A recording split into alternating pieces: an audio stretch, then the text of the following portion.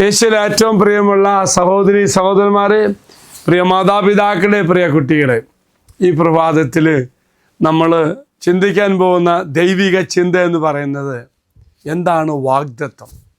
എന്താണ് കർത്താവ് നമുക്ക് തന്നിരിക്കുന്ന വാഗ്ദാനം?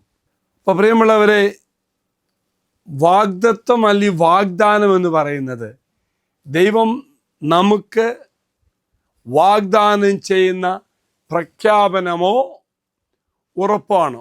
ഒന്നടക്ഷം പറയാം, വാഗ്ദത്തം എന്ന് പറയുന്നത് നമുക്ക് നമ്മുടെ കർത്താവ് വാഗ്ദാനം ചെയ്തിരിക്കുന്ന പ്രഖ്യാപനമോ ഉറപ്പാണ്.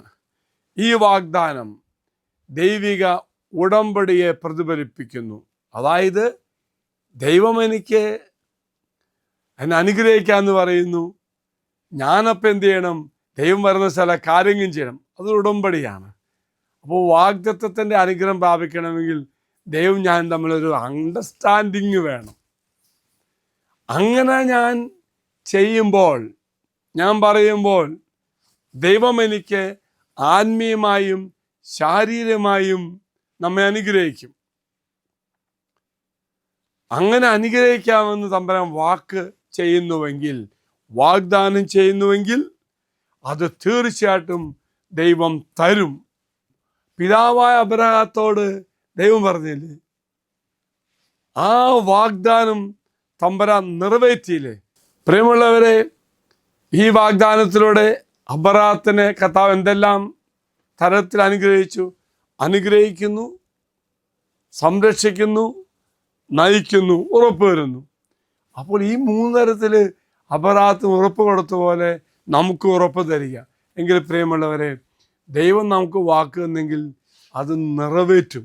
നമ്മുടെ ഭാഗത്തുനിന്ന് ദൈവസന്നിധിയിൽ സമർപ്പിച്ചാൽ മാത്രം മതി. എങ്കിൽ പ്രിയമുള്ള, വാഗ്ദാനം വിശ്വസ്തനായ കർത്താവ് ബൈബിൾ അനേകരെ കർത്താവ് അനുഗ്രഹിക്കുന്നുണ്ട്.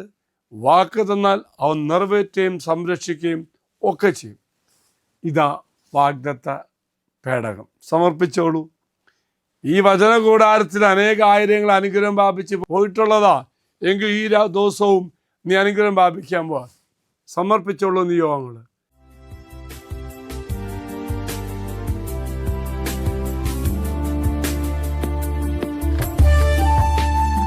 ഇത് നിങ്ങൾ സമർപ്പിച്ച നിങ്ങളുടെ എല്ലാ നിയോഗങ്ങളും അൽത്താരയിലേക്ക് അച്ഛൻ സമർപ്പിക്കുന്നു. കർത്താവേ, ഈ മക്കളുടെ നിയോഗങ്ങൾ ഏറ്റെടുത്ത് അനുഗ്രഹിക്കുന്നു. വാഗ്ദാന വിശ്വസന കർത്താവേ, നിറവേറ്റുവാൻ നീ ഞങ്ങളെ സഹായിക്കണമേ. അച്ഛനീശ്വര ആശീർവാദം തരാം. നമ്മുടെ കർത്താവായ ശംശാകൃപയും പിതാവായ ദൈവത്തിൻ്റെ സ്നേഹവും പരിശുദ്ധാത്മാവിൻ്റെ സഹവാസവും കൂടെ ഉണ്ടായിരിക്കട്ടെ, ഇപ്പോഴും എപ്പോഴും എന്നേക്കും. ആമേൻ. ഒരു നല്ല ദിവസം ആശംസിക്കുന്നു. എല്ലാവരും കർത്താവ് അനുഗ്രഹിക്കട്ടെ.